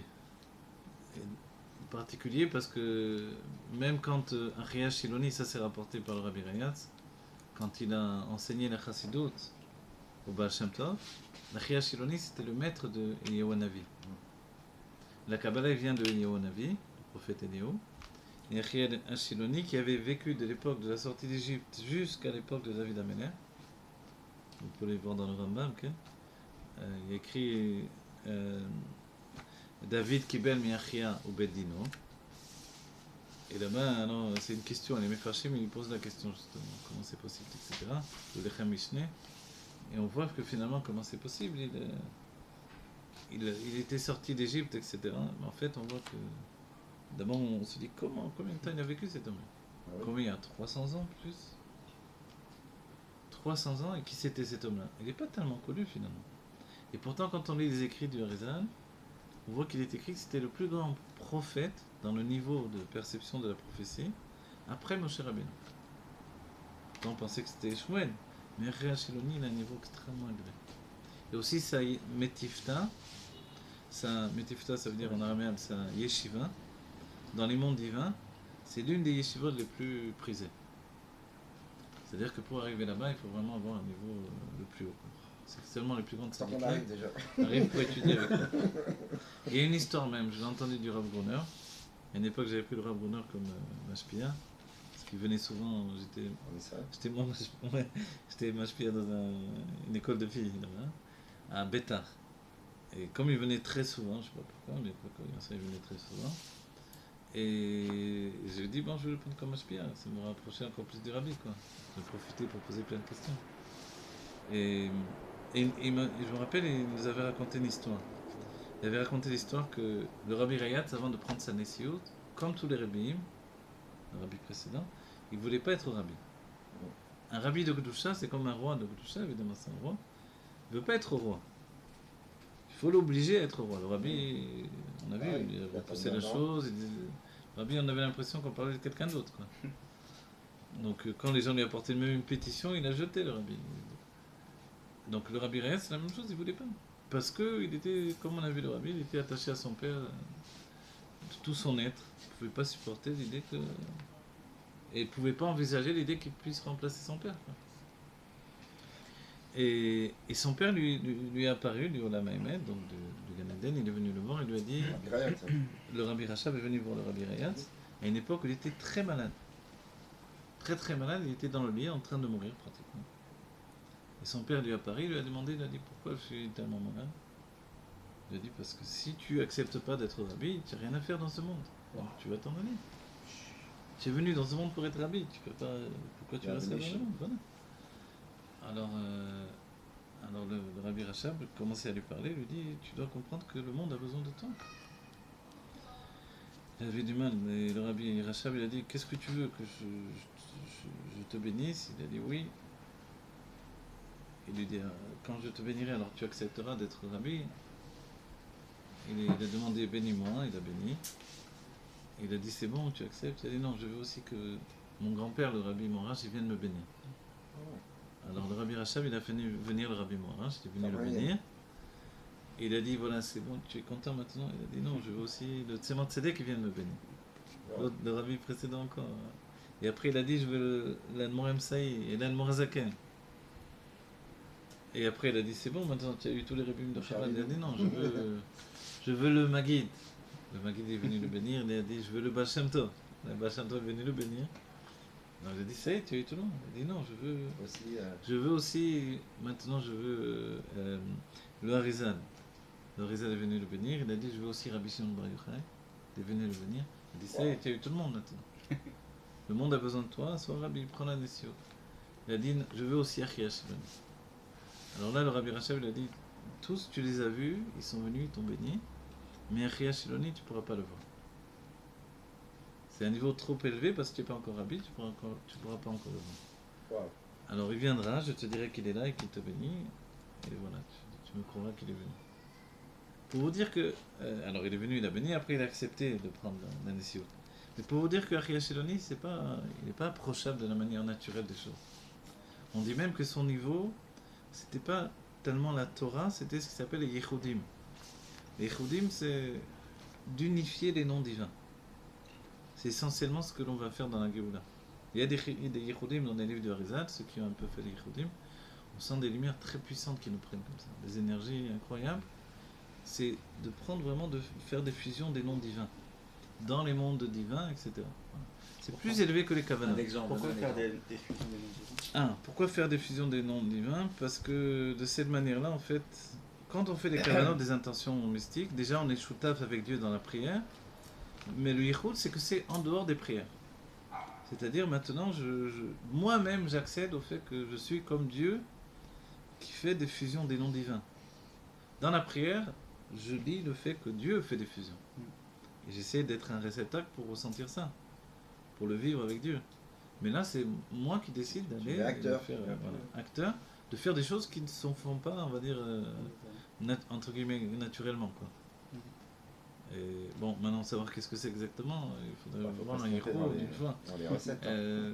Mais bon, il faut d'abord étudier toute la Kabbalah du Harizal, surtout le Etzraïm, on va dire, avec les commentateurs, et après le Etzraïm, les Shara Kavanot, et après on vient au Yehudim. C'est un niveau extrêmement élevé. Et c'est pour ça que le Achia Shiloni, son travail, c'était de faire des Yehudim. Et à ce niveau-là, il dépassait tout le monde. comme dans la Yom là, de Shiloh, là, c'est ça? Ariel Shiloni, c'est Ariel de Shiloh, mais comme Ça qu'on dit on qu'à avait Salé- avec Hanor. À Salevaya, il y avait des nuées, c'est ça? Non, c'est ça. Je sais pas. Si, c'est ça. Ouais, C'est c'est lui. lui. Ouais, Dans la Yom c'est marqué. Ah, d'accord. Parce que le jour où il est parti, il y avait des nuées qui étaient au-dessus de lui, comme Ah oui, c'est vrai. les nuées du désert. Ah, ouais. T'es un Yom. Ah oui. Oui, c'est marqué ça. Ouais, Peut-être ailleurs, hein, je sais pas. ouais, non, Je suis plus c'est à bien. Yom Bon, voilà. Voilà. Et alors, on finit là la phrase. Eru karov me'od bedarer aruka vexara bezrat Hashem yitbarach. Voilà. Ça, c'est l'introduction. Comment finalement le service de Dieu est proche de nous, d'une manière qui est, vous vous rappelez l'enseignement, donc, on l'a expliqué la dernière fois, aruka vexara. C'est un chemin long et court. Pourquoi long et court? Le chemin court, c'est que vous me posez une question, je vous réponds. Le chemin long, quand on pose une question, on dit d'accord, je vais t'expliquer. Mais on ne répond pas à la question tout de suite. Je t'explique tout le sujet. Après, tu vas voir que la réponse est bien, mais avant d'arriver à la réponse, tu comprends véritablement comment. Ouais. C'est-à-dire que, je sais pas, vous posez une question d'informatique, on dit attends, je vais t'expliquer. Tu deviens ingénieur informatique, quoi. Et après, bien sûr, tu as la réponse à ta question. Ça, c'est le terrain de l'Admorazaken. Il ne veut pas te laisser là où tu es, il veut Il faire donne pas de la toi. solution tout de suite. Voilà, et le rabbi il va le définir, il va dire, la définition, surtout dans notre époque, c'est qu'en fait on devient chacun un rabbi. Voilà. Donc on a dit tout à l'heure, le Baal Shem Tov est venu pour donner une définition que chacun peut vivre de la vitalité du rabbi. Et les chassidim de Pologne, c'est comme ça qu'ils vivent. Pourquoi ils mettent des chapeaux ronds, ça représente les makifim, les lumières qui nous entourent, d'accord? Donc ils ne tombent pas comme ça, comme le chapeau Chabad, qui intègre les lumières qui nous entourent dans l'intellect. Les lumières qui nous entourent, c'est comme de dire l'inconscient. Vous voyez? Dans la Chassidut, on n'utilise pas le terme inconscient, on dit Kochot anelamim shebanefesh, les forces cachées de l'âme. D'accord? Les forces cachées de l'âme, c'est tout ce qui m'influence, c'est l'essentiel de l'âme divine en fait. D'accord? Mais en fait, si on les laisse à l'extérieur, donc on a un chapeau comme ça, c'est que voilà, là-bas il y a les mondes de ce que je comprends pas, et moi je suis en dessous. Donc je comprends pas, mais comme le rabbi comprend, voilà, je m'attache au rabbi et c'est tout. Et après, je mets des vêtements de chassidim, je danse, je mange du kugel, je fais le tige, et voilà. Je mange des Voilà. chiens aussi. Et voilà. Et souvent, les chassidim, ils n'étudient pas du tout chassidut. C'est comme ça, malheureusement. Ouais, ça. Ils étudient Tout est sur essentiellement. le- Mais toi, tu sur leur rentres dans habit. un truc de. Pas tout le monde, hein. Non, pas tout le monde, il y a évidemment, pas de- mais voilà. Il y a des boss. Ceux qui il y a pas- étudient un le livre de plus. chassidut, hein. Ouais, il n'y a pas. Il y a pas des sidorim, des chumashim, des gemara. Voilà, ils étudient Bon, après, il y essentiellement en a la qui sont Gemara. attachés à la chassid Chabad. Il y en a Ouais. qui sont attachés. Moi, je me rappelle, je suis rentré une fois chez les chassidim de. Comment ça s'appelle Gour. Gour, ils Ouais. sont plus ou moins attachés. Ben, voilà, ils étudient le Ils Sfat étudient Emet, mais les même. du rabbi, ils sont Dans tous la les couches préparation au concentrées. Shabbat, Ils je me rappelle le soir à la préparation au Shabbat, il y a un moment de battement entre le Mincha et Ervit de Shabbat, Kabbalat Shabbat, tout ça. Mm. Entre les deux, ils étudient la Gemara. Ça m'a surpris. Ils étudient Chassidut, quoi. On tourne dans les Lokut. Ils étudient Gemara. Vassant, ils étudient Gemara essentiellement, quoi. Bien Donc, sûr, ceux qui étudient la Chassidut, il n'y en a pas énormément. Ouais. Et Betz, t'as essayé un peu Betz, non? Bess, je sais pas Bess, je sais pas. Bah, tu l'as Betz, Les c'est chassidim de magnifique. Breslev étudient la chassidut plus, parce qu'ils ont des livres d'abord. Le fait, il faut avoir beaucoup de livres aussi dans la chassidut. Chez Chabad, il y a, je sais pas comment dire, 100 fois plus de livres que chez les autres. Chaque rabbi, il a un minimum de 20 livres. Je crois qu'il y a plus de gens Plus qui. que ça. Le problème, c'est qu'on étudie trop chassidut au lieu de. Non, Ah ouais. on étudie aussi, parce que Tu dis le rien, travail, l'Admorazaken, il a dit d'étudier au moins une Gemara par an, Beyoun, profondément. D'accord? Au moins, il y a une Gemara par an. En plus du Rambam, en plus du Chita tous les jours, etc. Donc c'est sûr qu'il y a des halachot, chez Chabad, chacun, normalement, après la yeshiva, il doit être au Rav. Donc il a étudié le Shulchan Aruch. Smicha de Rav. Smicha de Rav, bien sûr, tout le monde a Voilà. ça normalement. Et après, normalement, on continue, on étudie, chacun selon sa vie. Mais au moins, pour partir en shlichut, et le rabbi a dit, parce que dans sa maison, on a besoin de connaître la halacha. Le bébé est venu s'amuser à verser son biberon dans le tchoulen du Shabbat, qu'est-ce qu'on fait? Et maintenant, si on rentre dans le Shabbat, je peux pas appeler le Rav maintenant. C'est Bataille. Ah, qu'est-ce que je fais? Alors, Batel voilà. Beshechin. Qui est Batel? Alors dis, toi, tu dois être Batel. Alors voilà. Et vous étonnerez souvent, si un rat il tombe dans une grosse marmite à l'armée, si le rat il peut les vater, c'est pas évident. On dit Kol Davar les Goufos, c'est pour ça que ça s'appelle Issour Ve'eter. Issour Ve'eter, c'est l'interdit et la permission. Et c'est le Rav qui donne le psak d'après la situation, d'après la personne. D'après le porte-monnaie aussi. Si c'est une personne riche, c'est pas qu'il dit jette-toi la poubelle. Parce que la personne, elle peut acheter, ça lui coûte rien, elle s'en fiche, la viande, le truc. Elle a de l'argent pour acheter. Mais une personne qui a mis tout son argent, toute sa paye dans le Shabbat, il va être plus cool avec. ne peut pas jeter à la poubelle. Ouais. Donc, et la halakha, elle change dans ce fait-là. Maintenant, il est évident, si c'est l'entrée de Shabbat, que la personne ne peut pas refaire le plat, aussi le Rav. Mais ça veut dire, c'est pas moi qui peux dire, oui. Non, il y a une aussi, il ne faut pas aller voir deux raves. Tu prends un rave et tu te gardes. Celui qui me le permet, je le suis. Non, tu ne peux pas me poser la même Non, question. normalement, si tu vas voir de Rav, la halakha te dit, tu dois dire au second que tu as déjà posé la question à un premier et qui t'a dit ça. Tu sais? Tu peux pas aller voir le second pour avoir la permission que l'autre il m'a interdit. D'accord? Tu peux le faire dans le cas où tu dis le premier que j'ai dit il m'a interdit. Kvod Rav, qu'est-ce que tu dis toi? Voilà. Parce que si tu dis pas que l'autre il t'a interdit et que lui il te permet, il faut aller voir un troisième Rav. Allez. Alors maintenant, si vous voulez, on commence le Tanya. Alors c'est vrai qu'il y a d'autres textes à l'intérieur. C'est toutes les askamot, c'est-à-dire on a dit chez Chabad, il n'y a pas de minag de Rabbi de faire des askamot. Askamot, ça veut dire des permissions, c'est-à-dire approbations. Vraiment. Ouais. C'est pas un minag Chabad de faire des approbations, c'est-à-dire demander au rabbanim, fais-moi des approbations sur ce que je dis. On pourrait dire comment ça se fait. L'une des réponses du Rabbi, c'est que par le Tanya, on est rendu quitte, et chez tous les rabbis, il n'y a aucune approbation.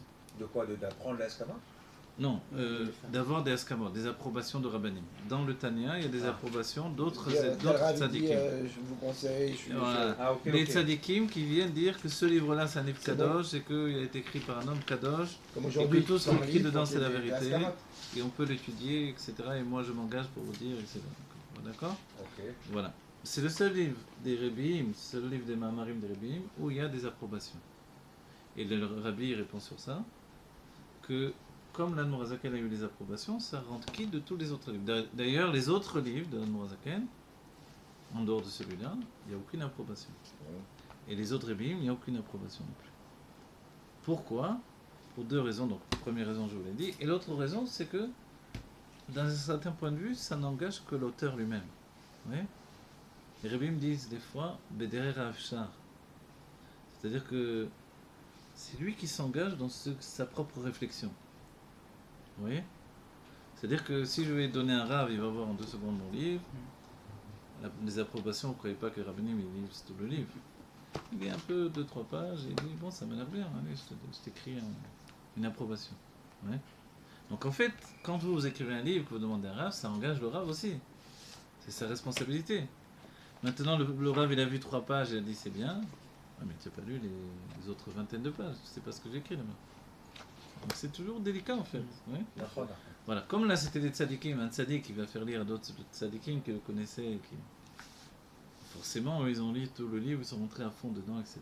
Ils se sont investis totalement. Ouais, c'est pas le même genre d'approbation. Mais allez vous porter un livre à un Rav, vous allez voir, il n'a pas le temps de rien, il n'a pas le temps. Mais vous avez dit qu'avant de publier, il a été voir les... Alors voilà, on va le publier en dehors des approbations qui sont là, qu'on peut voir écrit. Voilà. Après, il y a des introductions de ses propres enfants. Donc, il y a des introductions chez les Rebbeim.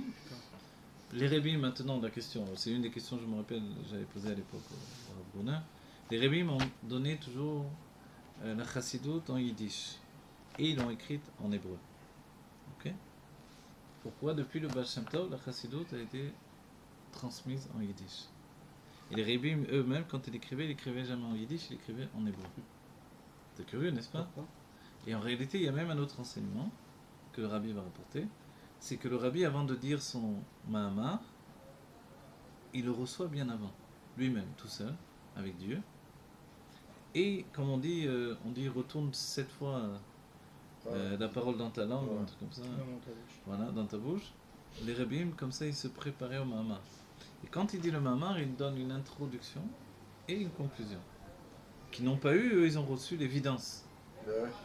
Et après, ce qu'ils ont fait, ils ont mis une introduction que les Comme sa thèse. chassidim, voilà.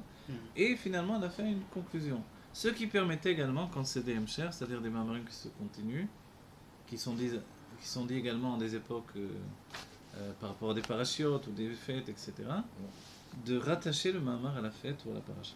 Comme dans un livre, je sais pas, comme le Tafrei Shenbet du Rabbi Rachab. Voilà. Qui sont comme des séchotes, qui sont Voilà. plus sur la paracha. Voilà, mais quand le rabbi, en réalité, il y a aussi, je vous donne un autre renseignement, tout ça c'est le rabbi qui nous retransmet ça, c'est important de savoir.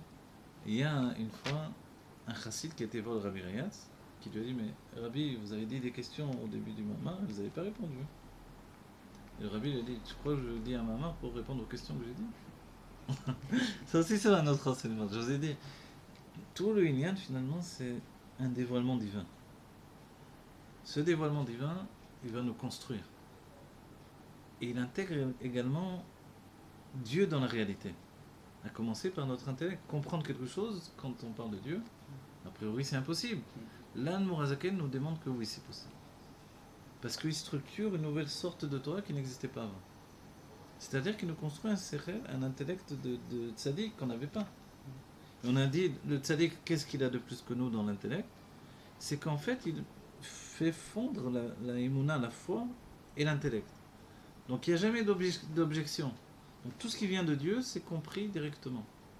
Quand nous, on veut comprendre Dieu, on a des tas de questions qui se posent. On a une infinité de questions, on n'arrive pas. Ne serait-ce que rentrer Dieu dans la dimension dans laquelle on vit. On est une dimension limitée. Comment il peut rentrer dans ces dimensions limitées alors qu'on parle de monde infini, on va dire entre guillemets multidimensionnel. Alors c'est possible. Comme ça on va être dans la Géoula, on va rentrer dans toutes les dimensions en même temps. On va fusionner, on va être à la fois notre âme en particulier et l'âme de tous les juifs à la fois. On va redevenir la structure d'Adam Arishon, mais en restant des individus. Parce qu'au départ, on était une âme collective. Il s'est explosé Adam Arishon. Ça a donné naissance à des individus qui sont venus génération après génération. Tous les juifs de tous les temps. Aujourd'hui, on se fond de nouveau avec lui dans la Géoula. Et à ce moment-là, le chidouche, c'est qu'on reste quand même un individu. Donc on aura une conscience collective et personnelle à la fois. Maintenant, aller dire à quelqu'un d'avoir cette conscience collective et personnelle, il va dire je suis schizophrène. Voilà, c'est pas possible. Donc alors, dès qu'on envoie une voix qui nous parle, ça y est, on a un problème d'après le... Vous voyez? Voilà. Mais le Tanya, finalement, nous amène dans une difficulté, on va dire, psychologique. C'est quoi? C'est qu'en moi, il y a pas mal de personnes qui fonctionnent en même temps. Ces personnes, c'est à la fois le Yitzhara, le Yitzaratov. Et on va dire, qu'est-ce que c'est le Yitzhara, le Yitzaratov? Donc le penchant pour le mal, le penchant pour le bien. En fait, c'est quelque chose qui nous dépasse, mais qui rentre dans des structures. L'âme divine, elle est la structure qui dévoile le penchant pour le bien. Et l'âme animale, elle est la structure qui dévoile le penchant pour le mal. Et les deux se battent l'un avec l'autre pour prendre possession de l'être que nous sommes. Ça fait peur en vérité. Non? Sachant que les deux, ils ont été créés pour le bien. Voilà, que les deux ont été créés pour le bien. Et pour le bien, qu'est-ce que c'est le bien d'après ça, d'après cette vision? C'est des créatures d'Hachem, donc c'est que pour le bien. Voilà, et qu'est-ce que c'est le bien dans cette vision-là? Ça va être une des définitions du Tanya. C'est un être qui se dépasse. C'est-à-dire de conclure que en moi, il y a une personnalité, on va dire, mauvaise, qui me déçoit beaucoup. Freud commence aussi avec ce qu'il a étudié le Tanya, on va dire. Spécialiste. Mais, a priori, il ne nous fait pas évoluer, Freud. Il nous dit, bon, qu'est-ce que tu veux? Il faut que tu acceptes le mal qui est en toi.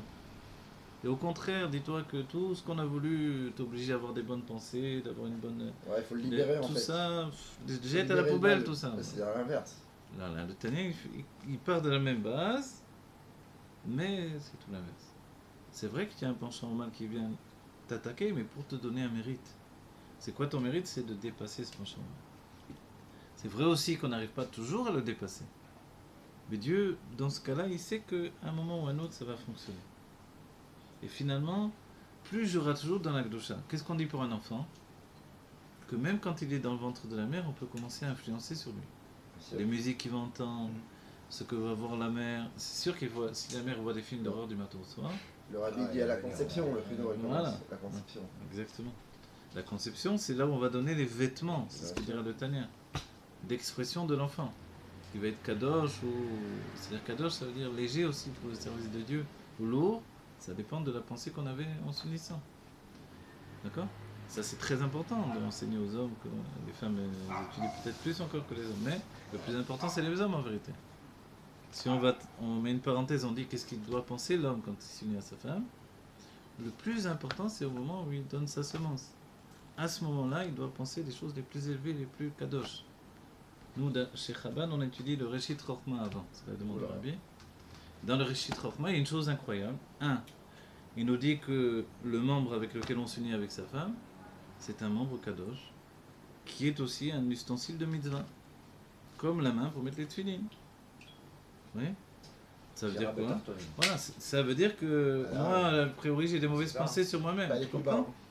Tu comprends? J'ai des mauvaises pensées sur moi-même. Je dis, mais ça, c'est pas kadosh, c'est pas ci, c'est pas ça. Non, c'est faux. C'est très kadosh, c'est ça le truc. Et c'est pour ça que ça a une utilisation. C'est pour ça qu'on fait la brit mila à cet endroit-là. On aurait pu le faire sur le doigt, non? Dans le fromage, quand il jure.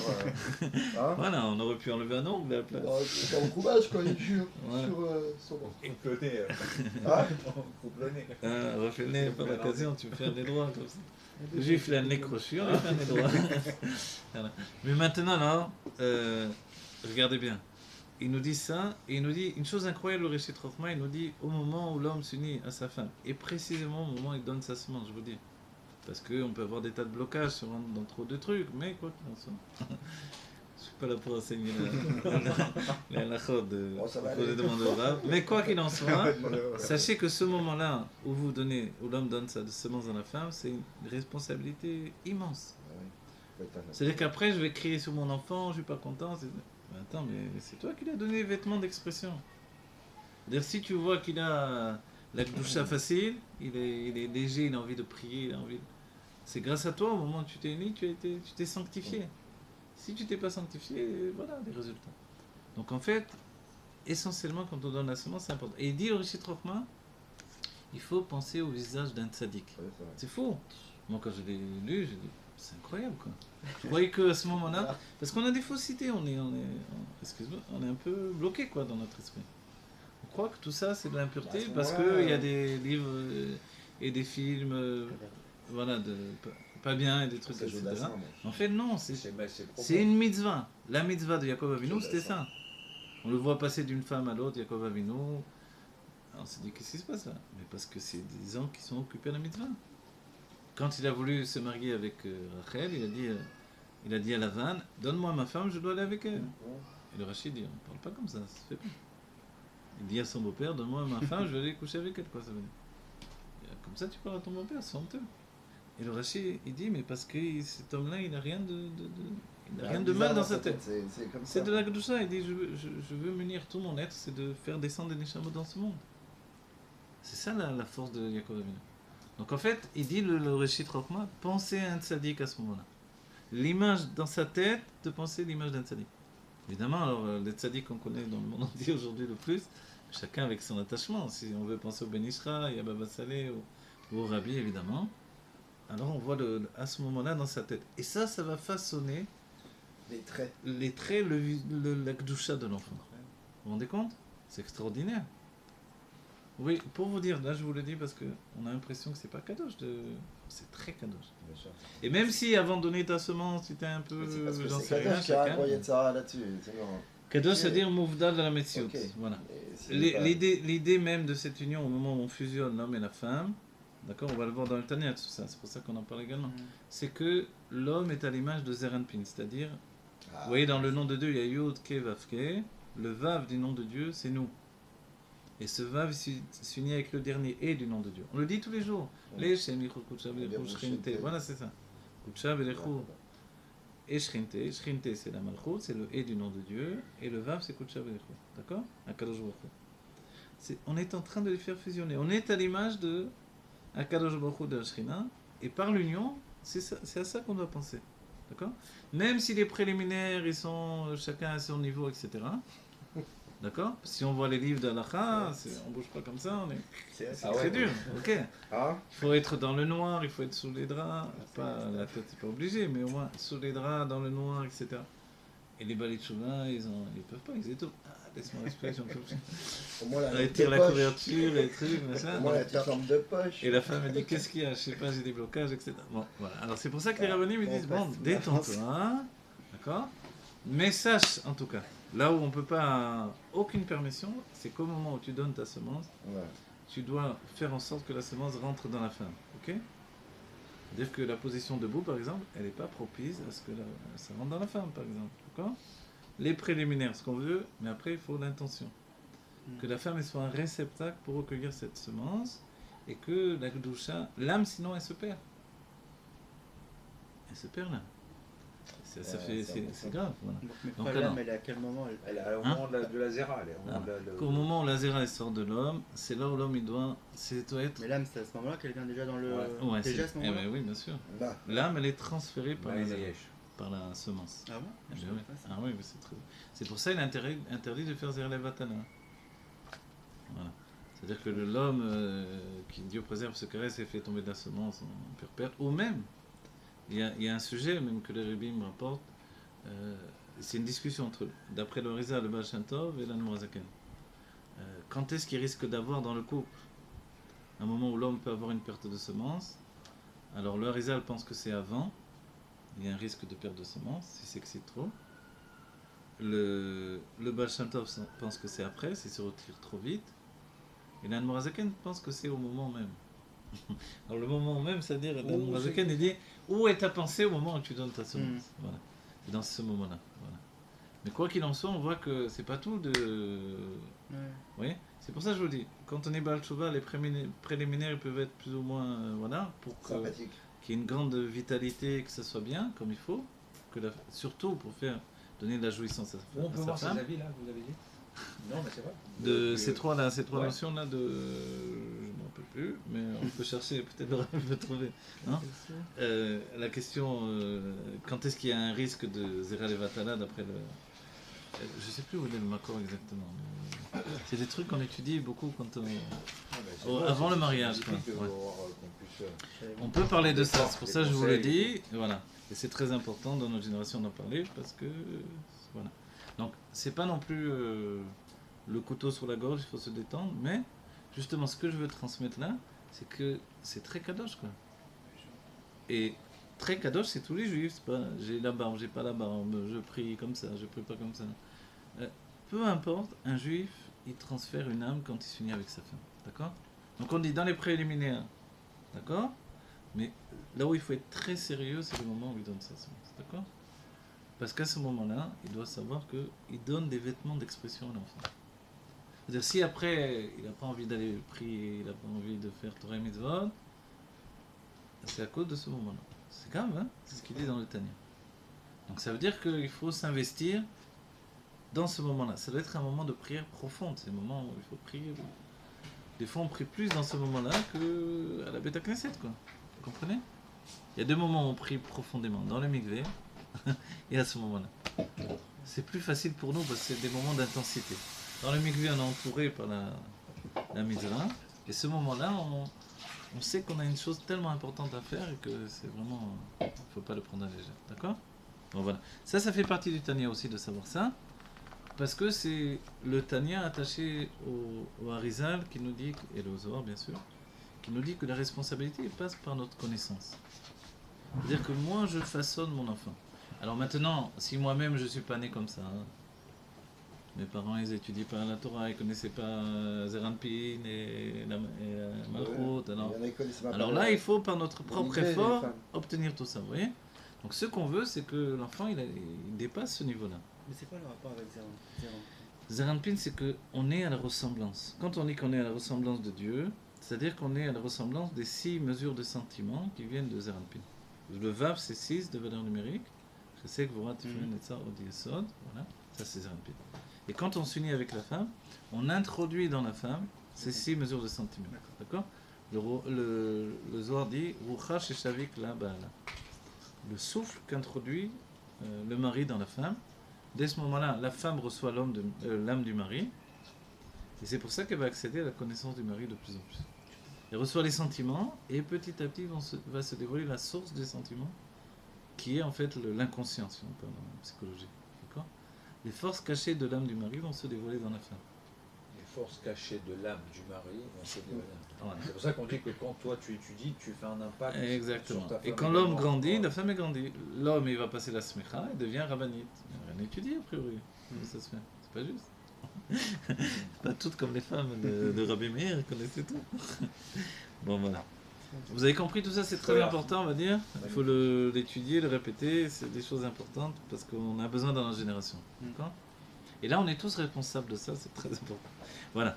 Alors, le Tanya. Le Tanya, comme tu as dit tout à l'heure, enseigner le Tanya, c'est pas une petite affaire, il faut beaucoup étudier en dehors même du texte lui-même. Le texte, il faut le transmettre. Autour du texte, il y a une construction. Cette construction, elle fait que chaque mot est important dans le Tanya. Chaque mot, c'est vraiment chaque mot, mais en dehors de chaque mot, c'est chaque lettre. C'est-à-dire que l'Admor Hazaken réfléchit à chaque lettre. Alors là, on est dans la page... oui, alors, Et- voilà, Daf E ou... Daf E. 8 Voilà. ou 9. Ok. Alors, Perek Aleph, Tanya. Le Tanya commence... Tu vas rentrer et faire Non, non, Ah, ça, c'est bon, c'est l'heure d'arrêter. Ouais. Ah, je ne me suis pas rendu compte. non, on fait la première ligne. Si Alors vous on lit le rentrez, Tanya il et faut- on arrête. super. Il est quelle heure? Là, il a 10h30. récupéré les clés. Alors voilà, j'explique juste le Tanya. Voilà, le mot Tanya lui-même. Tanya, qu'est-ce qu'il veut Faut faire dire? des clés pour lundi. Non, c'est vrai. Le Tanya dans l'étude de la Gemara et précisément de la Mishnah, enfin on le voit dans la Gemara parce que c'est là-bas que c'est rapporté, il y a deux notions. Il y a ce qui s'appelle la Mishnah et la Braïta. Ah, d'accord, ouais. D'accord? Une Mishnah, c'est le livre de Rabbi Yehuda Anassi qui a été le premier qui a compilé en fait toutes les transmissions orales. Parce que la Torah était chez Baal Pé, ce qui veut dire la Torah Ouais. orale. Donc il était interdit de l'écrire. À son époque, il s'est rendu compte qu'il y avait tellement de persécutions autour du juif qu'on risquait d'oublier la Torah. Ouais, de la perte. Alors ça s'appelle Horat Shah. Horat Shah, c'est-à-dire qu'il y a un moment où la Torah est en danger, on peut même faire des choses interdites par la Torah. C'est-à-dire comme Eliaou qui a demandé de faire des corbanotes sur le mont Carmel, d'accord? Alors que finalement c'est interdit, c'est seulement au Beth Amikdash. Là, la même chose, c'est interdit d'écrire la Torah orale, sinon elle s'appelle plus Torah orale. Torah chez Baal Pé, elle est transmise et elle est infinie. Quand je l'écris, je la limite. Si je la limite, alors c'est plus la Torah infinie qui a précédé. Mais il voyait que la Torah allait se perdre et allait être oubliée. Alors au début, il ne voulait pas écrire du tout la Torah. Il ne voulait pas écrire. C'est pour ça que la Torah écrite, c'est juste le Chumash. D'accord? Et avec ça, il y avait la Torah orale. Ok. Maintenant, tout ce qui est rentré dans la Mishnah, le recueil qui s'appelle la Mishnah, et Rabbi Yehuda Anassi a dit à chacun, Rabbi Yehuda Anassi a dit à chacun, tous ceux qui avaient reçu des traditions, des enseignements de vos maîtres, de vos parents, etc., venez, donnez-moi tout ça. Et maintenant, imaginez, tout le monde est venu, quoi. C'est un Et boulot avec quand même de une, compiler bien tout ça. sûr, une infinité d'enseignements sont arrivés, Et parce différent. que c'était une Torah infinie. Ouais.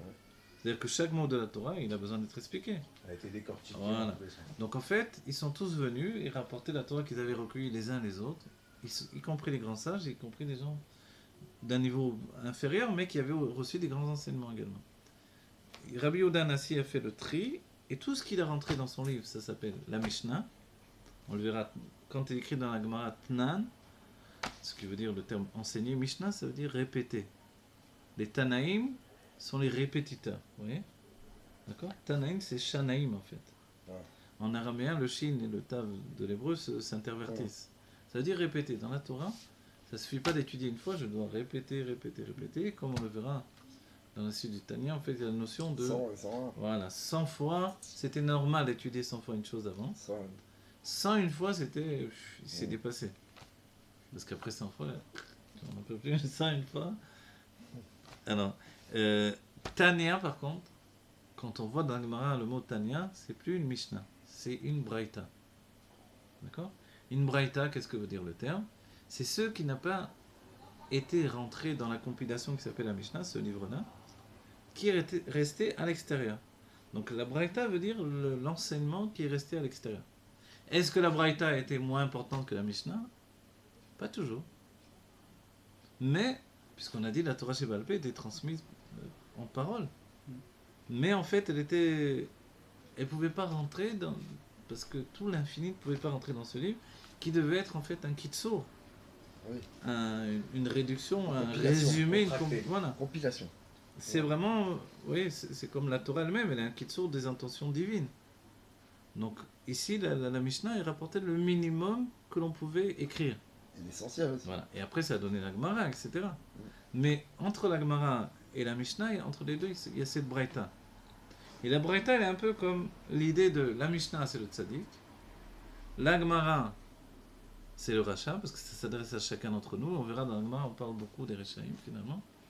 Baba Metzia, Baba Batra, tous les sujets de Nezikim, une personne est passée avec un chameau, ça a renversé voilà, au marché, qui va payer, etc. Des tas de questions. Un Shabbat, je cours, je renverse tout, est-ce que c'est à moi de payer, etc. Comme c'est la veille de Shabbat, pardon. Alors, qu'est-ce que c'est ? Des tas de questions qu'on a dans la vie au quotidien. Dans toutes ces questions, on voit que on est plutôt rachat que tzaddik, puisqu'on fait des avérotes, des fautes. Toutes les questions même, par exemple, Basar Vechala ou les interdits de la Torah, c'est après coup. Donc si j'ai fait des avérotes, c'est après coup. Qu'est-ce que je fais après coup pour réparer la chose ? D'accord ? Voilà. La Braïta, finalement, elle est comme le Benoni. Elle est entre les deux. Elle est entre la Mishnah et la Gemara. Elle est cette personne qui fait pas de averot comme le tzaddik. C'est-à-dire dans la Mishnah, tout est clair et net. Il y a l'essentiel de ce qu'on doit savoir. On dit tel les chacham et remisa. Quelqu'un qui est intelligent, tu n'as pas besoin de tout lui expliquer. Je lui donne juste une allusion. Ah d'accord, il a compris tout de suite. La Mishnah, c'est comme ça. La Gemara, c'est non, il faut tout que je t'explique, etc. En long, en large, en travers. Entre les deux, il y a la Braïta. Voilà. D'accord ? Et la Braïta, elle est appelée à l'extérieur. Or, le but, quand le Baal Shem Tov est monté jusqu'au Echal du Mashiach, le Mashiach lui a dit Lir shiafutsu ma'inotra chutza. Il lui a posé la question au Mashiach quand est-ce que tu viendras ? Il a dit lorsque tes sources se répondront à l'extérieur. À l'extérieur. L'Anne Mourazaken, en mettant Tania au début de son livre, il met l'extérieur. Et il commence à répandre les sources à l'extérieur, puisque le mot Tania, il n'est pas la Mishnah qui est à l'intérieur, mais la Braïta qui est à l'extérieur. D'accord ? Maintenant, cet enseignement, il va avec la Mishnah, en fait, la Braïta qui est citée, sur lequel il y avait une marloquette. Et on reviendra sur ça la prochaine fois pour expliquer en détail. Mais quoi qu'il en soit, un dernier enseignement, et je termine avec ça, on le répétera encore. Le mot Tania, nous disent les enseignements de Chassidut, c'était une clipa qu'on avait dans le cœur. Je parle au passé, parce que... À l'époque de... Voilà. En fait, a priori, on n'a plus forcément. Mais cette clipa, on l'avait dans le cœur et elle venait nous empêcher d'étudier la Pnimiut Torah. L'intériorité de la Torah, la Kabbalah. On se disait non, moi je vais avec la Torah que je comprends, concrète, je vis dans un monde concret, j'ai pas besoin d'étudier des choses qui l'obachamaim, d'accord, c'est justement des choses concrètes. Ouais. Les sodotes, les secrets, c'est pour Dieu dans les mondes divins. Mais moi j'ai besoin de savoir comprendre les choses. J'en suis. Voilà. Ça, cette clipa, c'est l'idée d'un homme rationnel, ça nous empêche d'apprendre, de se rapprocher de Dieu. Et d'aller vers la connaissance de Dieu. Et pourquoi ce Et mot, pour alors casser, voilà, et pour casser ça, parce qu'il s'appelle Tania, c'était pas, l'Anne Mourazakel le met au début de son livre, qui lui vient dévoiler la Pnimiut Torah. D'accord ? Et comme ça, il brise pour les générations à venir cette clipa-là. Et de cette manière-là également, il fait la diffusion des sources à l'extérieur.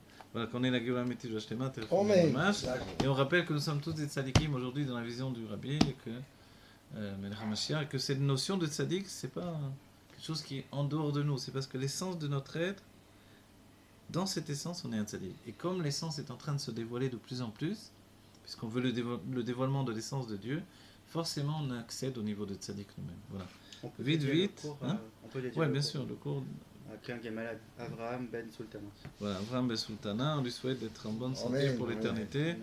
que tous les juifs, on n'ait plus de maladies et que l'on vive une vie éternelle dans notre corps immédiatement, dans la Géoula Métis Amen. Vashlema. Voilà, merci beaucoup. Chazal.